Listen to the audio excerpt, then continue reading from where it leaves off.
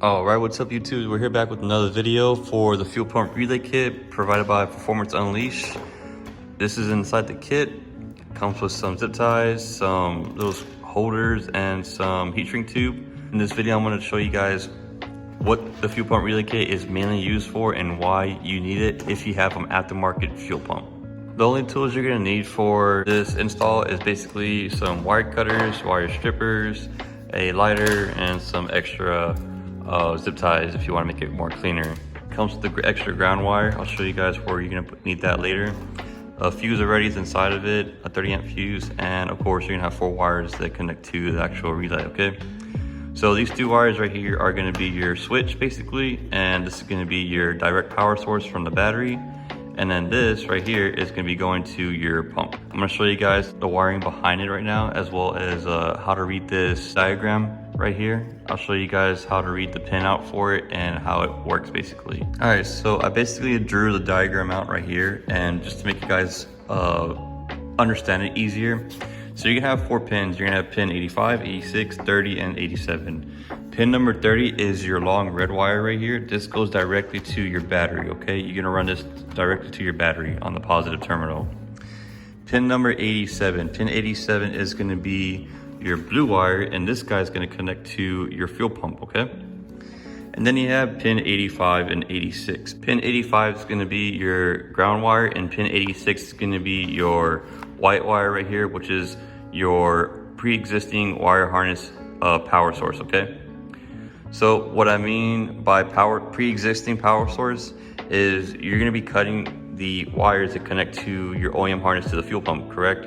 So when you cut those 2 wires, your original ground and power, these 2 wires are gonna be connected to those 2 wires. So your pre-existing ground is gonna be connected to this guy right here, and then your pre-existing power is gonna be connected to the white one. Excuse my poor drawing of this outcome right here, but I'll try to do my best to explain to you guys.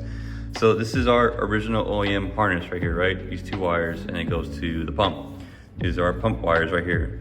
So essentially we're gonna be cutting these 2 wires, ground and power, and we're gonna be left with 4 wires left out. So you're gonna have your power for your pump, ground for your pump, and then you're gonna have these 2 wires from your OEM harness.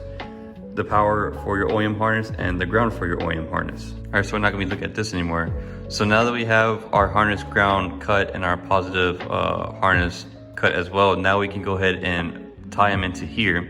So our harness ground is gonna go to pin 85, and our harness positive is gonna be going to pin 86. So now that we have that part done, we're gonna be focusing on these 2 wires now. So this is gonna be your pump negative and your pump positive. Okay, so remember we got this guy in our kit? Well, this guy, that's where this guy comes in now. So this is our pump now, we're not focusing on this stuff. So now we have our 2 pump wires, our negative and our positive. So we'll be doing our negative first. Our negative is just gonna get extended to a pre-existing ground to the chassis. So it can be like any kind of bolt, any kind of nut, anything as long as it's touching the chassis of the car, okay? That way it can be grounded properly. So now that we have our ground figured out, now we can go ahead and do our positive. Our positive wire from the pump is gonna be coming all the way over here to pin number 87. So pin 87, our blue wire, right, is gonna be connected to our pump directly on the positive. So now that leaves only pin number 30.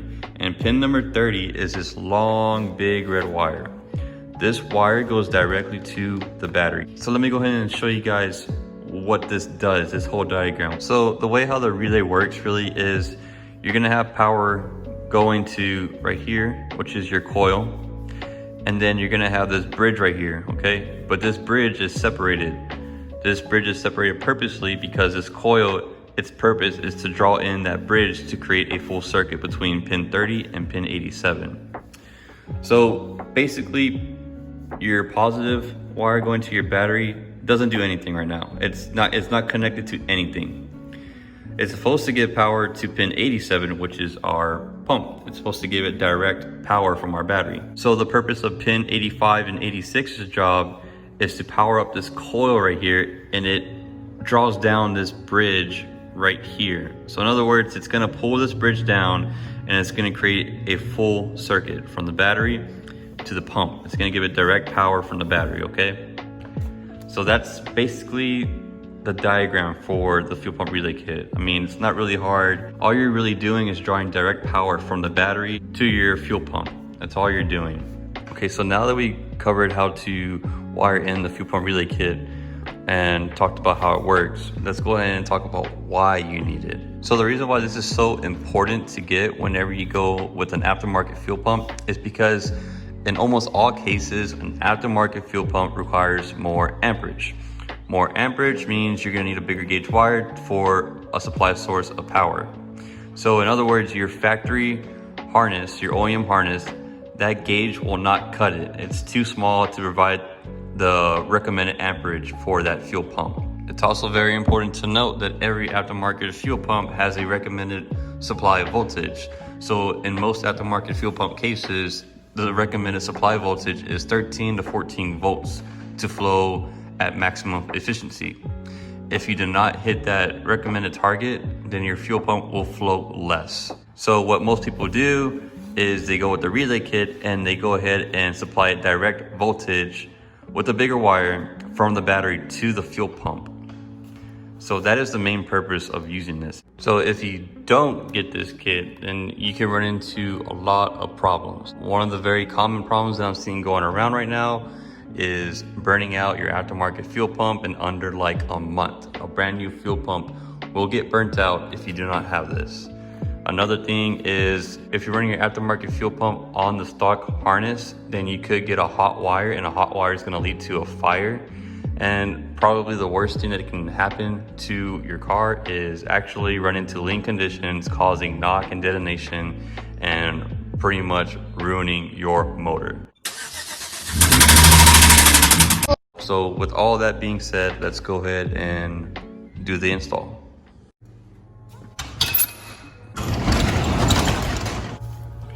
All right, so first thing we're gonna do is pull this dude down, and then that's gonna pull down our seats. For the Genesis Coupe, the fuel pump is underneath the rear seats, and the way you take off the rear ones are you pull that lever that I just showed you guys right now, and it's gonna drop down this seat. After you have it straight down, there's gonna be two bolts right here. They're like 12 millimeters. I forgot what socket size they are. But anyways, take off those two 12 millimeters, and then this will come off.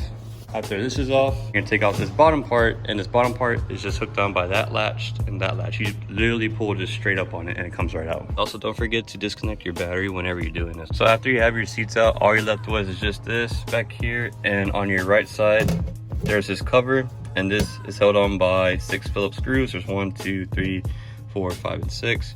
You just take it off if you want to get some more flexibility with the wiring. This is the OEM harness right here. You're gonna be cutting this thing open, and then I'm going to show you what wires you're going to need to cut. The green and blue is for your fuel leveler, which tells you how much gas you have in the fuel system. And then these two right here are for your pump. These are the two wires that you're going to be cutting. The red and white one is power, and the black one is ground. If you guys are doing this in another car, it's not a Genesis Coupe or the 3.8, because I don't know what the 3.8 wiring is. I'm pretty sure it's similar to this, but if you don't know what wire goes to power and ground or whatever, almost all the time the black one's going to be ground, and then your red one's going to be power. How you can double check that is using the voltmeter. So you turn the car on. When the car is on, your red wire should be having a constant 12 volt of power. Now that we distinguish our fuel pump wires, we're gonna go ahead and cut. All right, so now your wires are cut. This is where we're gonna use our diagram, and we're gonna start plugging in everything the way how I had drawn it out. Don't forget to use your wire strippers too. This is where they come in really handy. So remember, this is our OEM harness that we just cut into. These two right wires are basically your switch wires. So we know this big red wire is going to go directly to the battery, so don't worry about it right now. So we're going to put this to the side here because my battery's in there. So that means we're left with 3 wires right now. We're left with our white, blue, and black. To better distinguish the wires, I'm going to call these the OEM harness wires, and I'm going to call these the fuel pump wires, okay? Because I think that's just easy to understand, because these 2 wires, of course, they go directly to the fuel pump. While these 2 wires now, they're just hanging OEM harness wires. So we'll just distinguish it like that. So the first wires we're going to focus on are the harness, power, and ground. So we're going to look at our relay kit. So our ground wires, of course, going to go to our harness ground. And then the white wire right here, this white wire will be going to our harness power. So I'm gonna go ahead and do that real quick and show you guys what it looks like. So whenever you're doing the soldering part, make sure it's wrapped up really well, and make sure the solder, this silver part right here, is lined up directly above the wire to make sure it's gonna seal it properly. All right, and this is what it's gonna look like after you do the heat shrink part. Our black wire is connected to our harness black wire, our ground, and then our white wire is connected to harness power. So that's what it's gonna look like. And a quick tip, whenever you do the soldering part or the heat shrink part, make sure you leave it on the solder long enough to make sure the solder melts onto the wires. If it doesn't melt onto the wires, then it's not gonna bond properly. All right, so now that we have that done, we're gonna do our ground wire now. So this is gonna be our fuel pump ground. Our fuel pump ground is gonna be directly mounted to anywhere on the chassis. Also, an important thing to note, notice that on the heat shrink that's provided, there's a small end right here and then there's a bigger end. When you're doing this part, make sure you slide it onto the small end on the little wire first, and then you're gonna move it onto the bigger wire, because you can't slide it all the way through the big wires first. So just a quick reminder. And that's what it looks like with our pump ground. All right, so this dude's pretty snugged. Now let's go ahead and focus on our blue wire. Now our blue wire is gonna go to our pump positive. So we're gonna put these two together real quick, and then we're gonna go ahead and put our power cable last. And just like that, this is done. So all of our wires are nice and soldered. You can mount this wherever you want over here. Most people mount it like right here, or just leave it hanging in here somewhere. As long as you don't smush it with the seat, that's fine. So you just leave it like right here somewhere. Now let's go ahead and focus on our last wire, which is our main power source wires that goes directly to the positive side terminal of the battery. I'm just thinking about it right now, I totally forgot you guys don't have batteries in the back of your car.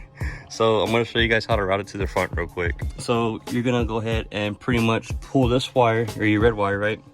You're going to have this red wire come in here, all the way in here.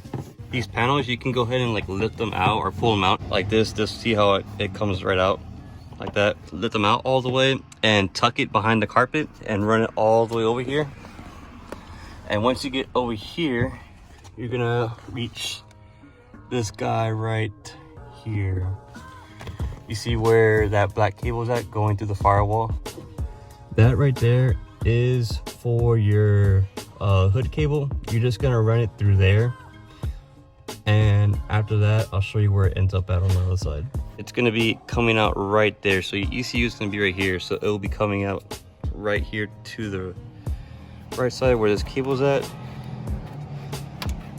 And then once you have it through there, you can run it however you want through here. My guess would probably be like around this harness and then run it with this, because this all goes to the battery anyways over here. And then you're gonna mount it to your positive side of the terminal of the battery. And that's it, your install process is done. So for video sakes purposes, I'm gonna go ahead and just connect everything up like how you guys would, and I'm gonna go ahead and turn it on real quick, and we're gonna see it turn on and make sure everything's good.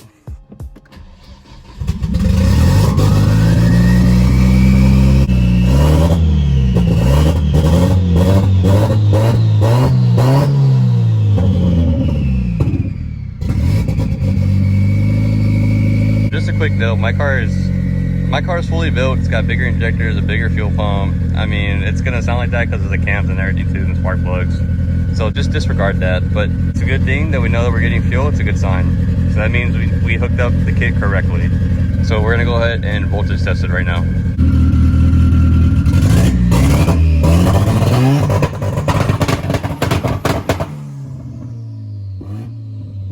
Another one.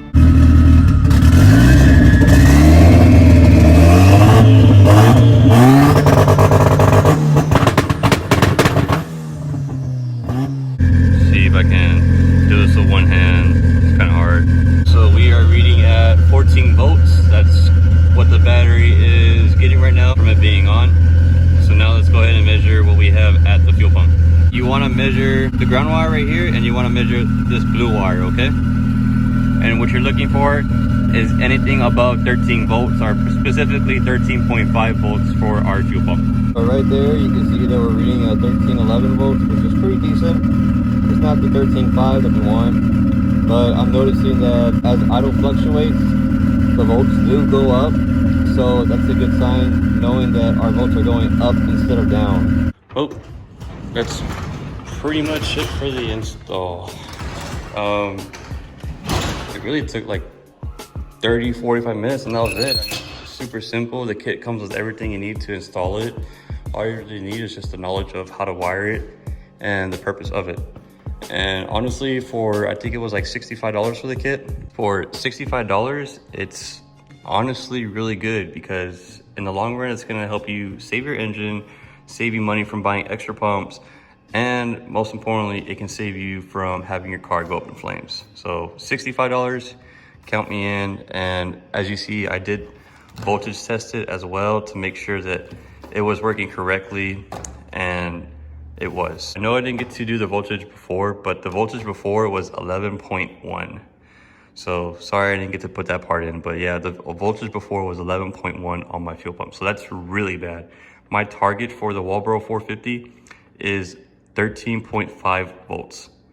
So seeing it go from 11.1 to 13.1, 13.2 is badass. Overall, that just tells you how great this kit is and how much needed it is if you're going with an aftermarket fuel pump, rather it be for the 2.0T engines or the 3.8 engines. So I hope you guys like this video. It's pretty simple, pretty easy to do. Hopefully this diagram helped you guys out as well, and me showing you hands-on how to do it. It's super simple. Like I said, only 45 minutes, and it's only $65 for the kit. So if you guys like this video, leave a thumbs up, drop a comment, please subscribe, and hopefully we'll be doing our spark plug video next time. So until then, later guys.